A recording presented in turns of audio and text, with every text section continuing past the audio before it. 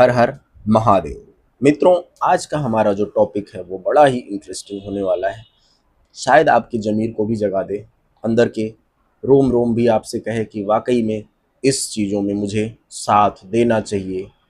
Shri S M Ram Shakuntalam सेवा समिति का, जो कि देश के लिए काम करेगा, अपने लिए नहीं लोगों के लिए काम करेगा। और वो संस्था सबकी समस्याओं के ऊपर काम करेगा, उसके निदान के ऊपर काम करेगा, कौन से अधिकारी उसके लिए जिम्मेदार हैं उस पर काम करेगा। इन सब सारे चीज़ों को स्टार्ट किया जा रहा है हमारे श्री एस एम राम शकुंतलम सेवा समिति के ओर से, एनजीओ की ओर से, जिसका नॉलेज पार्टनर जिसको आप कह सकते हैं ब्रिजबा काशी एजुकेशन सारनाथ वाराणसी से। सिंपल यहाँ पे वो चीज़ें कराई जाएंगी जो आपके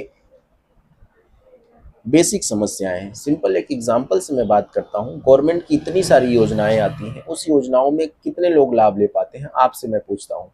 अगर आप जैसे लोग उस योजनाओं में लाभ ले ही नहीं पाते हैं तो सोचिए वो योजनाएं किसके लिए हैं। कौन लाभ ले लेता है उसका? वही लोग लाभ लेते हैं जो पैसे वाले हैं, जो उस सिस्टम को कुछ ऐसे नीचे से टेबल के कुछ देने वाले हों। वो लोग कुछ ना कुछ कर पाते हैं। इनफैक्ट अगर किसी एक योजना की मैं बात करूं, सीएम युवा उद्यमी विकास अभियान के ऊपर मैं बात करूंगा हर दिन एक टॉपिक के ऊपर, लेकिन अभी फिलहाल बात करता हूं सीएम युवा उद्यमी विकास अभियान के ऊपर। तो चलिए, इसमें मैं एक कहानी, जो रियल कहानी है उसके ऊपर बात करता हूँ। रियल कहानी है, एक गोरखपुर की फाइल हमारे पास आई। मैं नाम नहीं बताऊंगा, वो नाम अगर डिटेल में मुझे आप कभी कहें तो मैं उसको साक्ष्य के साथ आपके साथ प्रस्तुत कर सकता हूँ। वो सारी कुछ प्रमाण है मेरे पास। नियम ये है कि सीएम युवा में आप टूर एंड ट्रेवल में ले सकते हैं। अब टूर एंड ट्रेवल की आज ऑफिस खोलिए आप, या फिर खुद गाड़ी चलाइए, कोई मतलब तो है नहीं। टूर एंड ट्रेवल में आप खुद से गाड़ी ले सकते हैं, आप सर्विस दे रहे हैं, ठीक है। सरकार की योजना में मेंशन है साफ साफ, बहुत क्लियर रूप से सरकार ने कहा है कि आप कोई भी बिजनेस में ले सकते हैं लोन, बशर्ते उस बिजनेस में पान गुटखा मसाला, है ना, दारू शराब, ये सब नहीं होना चाहिए। आप किसी भी बिजनेस में 5 लाख तक का लोन ले सकते हैं, ठीक है। तो सरकार ने ये तो कह के अपना योजना निकाल दिया। योजनाओं में बहुत सारी टर्म्स एंड कंडीशन है, वो भी धीरे धीरे मैं आपको योजना जैसे एक्सप्लेन कहानी के साथ करूंगा वैसे ही आपको सब कुछ बताता रहूंगा। तो चलिए मैं बात करता हूँ उस व्यक्ति के बारे में जिसने क्या किया। एक स्विफ्ट डिजायर, उसने, वो पहले से गाड़ी चलाता था, किसी और का रेंटल पे चलाता था। वो उसने सोचा यार सीएम युवा की फाइल आई है, मैं इसको अपील करता हूँ, मैं इसको अपने लिए क्रैक करता हूँ और मैं इसमें अपनी गाड़ी ले लूँगा। बहुत खुश था और वो बोला मैं इसमें कुछ 2-3 लाख रुपया और लगा भी दूंगा अपना सेविंग जो है, बाकी सरकार मुझे 5 लाख तक कर देगी, 4.5-5 लाख तो मेरा कल्याण हो जाएगा। मैं अपनी जो 4 व्हीलर खुद की ले लूँगा और ईएमआई जो है मैं अपना भरता रहूँगा धीरे धीरे। तो बात यहाँ तक थी। फाइल हमारे यहाँ आई, फाइल कंप्लीट हुई, फाइल कंप्लीट होकर भेज दिया गया बैंक गोरखपुर। गोरखपुर बैंक में क्या हुआ अल्टीमेट, सारे बैंकों की मैं बात कर रहा हूँ, बैंक की कोई भी स्थिति सही नहीं है, वो केवल लूट खसूट खसूट पे लगे हुए हैं। तो बैंक के पास फाइल पहुंची, बुरा नहीं मानिए बैंकर्स, अगर मेरी वीडियो को देख रहे हैं तो बुरा नहीं मानिएगा, क्योंकि मैं एक्चुअल जनता की समस्या को लेके आपके सामने आया हूँ। बहुत सारी समस्याएं आपकी भी रहती हैं, अधिकारियों की दबाव, ये प्रेशर, इनका उनका, आप भी अपना एक्सक्यूज मारते रहते हैं। मैं बस सिर्फ वही आपको एक्सक्यूज दिखा रहा हूँ जो जनता ने मेरे यहाँ रखा हुआ है, प्रस्तुत किया, मार्क किया कि सर मुझे ये समस्या आ रही, बैंक से ये समस्या आ रही, वो मैं वही सेम चीज़ यहाँ मेंशन करने वाला हूँ। तो बैंक में फाइल चली गई। अल्टीमेट मैंने जैसा बताया आपको कि बैंक ने कहा कि आपकी फाइल आ तो गई है, मैनेजर साहब अभी छुट्टी पे हैं, 1 महीने बाद आएंगे, आप प्लीज़ 1 महीने बाद आइएगा। ठीक है, 1 महीने बाद फिर कैंडिडेट गया, तो बैंक साहब मैनेजर साहब से मिला। तो पहले तो मिलने नहीं देते हैं डायरेक्टली, फिर मिले तो बोले ऐसा है कि आपकी फ़ाइल आई है, लेकिन सर्वर नहीं चल रहा है अभी, तो ऐसा है कल आइए। फिर कल गए तो बैंक वाले ने बोला ऐसा है, आपको इतना मैं नहीं दूंगा, आपको मैं कम करूंगा, 2.5 लाख करूंगा, ठीक है। तो फिर उसके बाद फिर बात आया, फिर मैनेजर बोला कल आप आइए, इतना मैं देखता हूँ, कोशिश करता हूँ, हो जाएगा तो ठीक है, नहीं तो फिर देखते हैं। फिर वो कल गए तो बैंक मैनेजर ने कहा अरे ऐसा कुछ रूल में ही नहीं है, मैंने तो चेक किया, आपको टूर एंड ट्रेवल में ऑफिस खोलने के लिए मिलेगा, ये गाड़ी चलाने के लिए थोड़ी मिलेगा। गाड़ी चला के आप पैसा थोड़ी कमाएंगे, आप तो सोना कमाएंगे, इसलिए आपको नहीं मिलेगा इसमें। तो जो व्यक्ति वो बोला, सर मेरा अगर कर देंगे तो मैं एक एक पैसा यहाँ का भर दूंगा, ऐसा कुछ नहीं है, टूर एंड ट्रेवल में सब कुछ आता है, आप मुझे मत बताइए। अरे यार, मैंने ये पूरा नियम पढ़ा है, इसमें तो है ही नहीं, इसमें कहीं नहीं लिखा है कि टूर एंड ट्रेवल में गाड़ी निकाला जाए। लेकिन वो नियम उसने मिस कर दिया बैंक मैनेजर ने।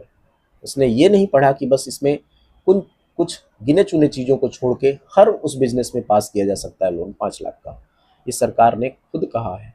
अब या तो सरकार उनके घर जाके बोले उनको, क्योंकि नोटिस तो वो देखते नहीं है, जो उस पर गाइडलाइन गवर्नमेंट की है उस नियम के तहत तो वो देख ही नहीं रहे कुछ। तो इस तरह से अब मैं आपको एक चीज़ बता रहा हूँ, मैनेजर ने क्या बोला, ठीक है आपको तो इसमें नहीं होने वाला है, ऐसा करिए अब आप बात कर लीजिए कहीं से, या आपका मेरे यहाँ से नहीं हो पाएगा, मैं नहीं कर पाऊँगा, ठीक है। फाइल फेल हो गई। अब इस फाइल फेल में अब सोचिए, जो कैंडिडेट था उसने कितनी बार बैंक का चक्कर लगाया, तकरीबन 15 बार। उस 15 बार में उसने कुछ नहीं तो बैंक उसके यहाँ से 20 किलोमीटर दूर था, उसने तकरीबन 15 बार में 700 रुपये का तेल फूंक दिया। वो जाएगा तो कुछ खाएगा पिएगा भी, ठीक है। उसके बाद उसने डॉक्यूमेंटेशन के लिए भी कुछ पैसे लगाए थे, जैसे कि ट्रेनिंग सर्टिफिकेट फ्री में नहीं होता है, 1180 रुपये का कुछ ऐसा फीस कटता है उसका। उसके बाद उसने ट्रेनिंग भी जाके किया, 5 से 7 दिन की ट्रेनिंग भी उसने किया, ठीक है।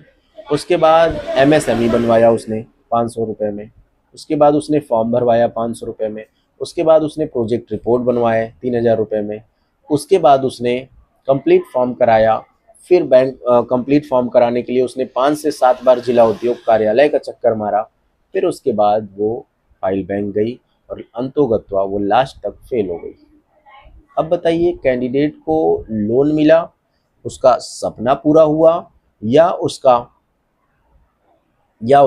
जो एम था, गोल था कि चलो लोन लेके अपना ये बिजनेस खुद का कर लेंगे, वो हुआ, या उसको नुकसान हुआ। नुकसान इस कदर हुआ कि जब जब वो जाता था उस दिन पूरा दिन लग जाता था, उस दिन वो अपना ड्राइव नहीं ले पाता था, गाड़ी नहीं चला पाता था, उस दिन का उसका 500 से 700 रुपये वैसे नुकसान होता था। जो रोज़ उसको मेहनताना मिलता था एज अ ड्राइवर के रूप में, वो नुकसान होता था। अगर आप तकरीबन मोटी मोटा देखें तो 1.5 महीने का उसने ये प्रोसीजर झेला, हैक्टिक तरीके से, एकदम हैक्टिक तरीके से, और वो फ्रस्ट्रेट हो गया। लास्ट में उसने कहा कि भैया हाथ जोड़त है, ये योजना हमरे बस के बाहर है, ये हमके न चाहिए।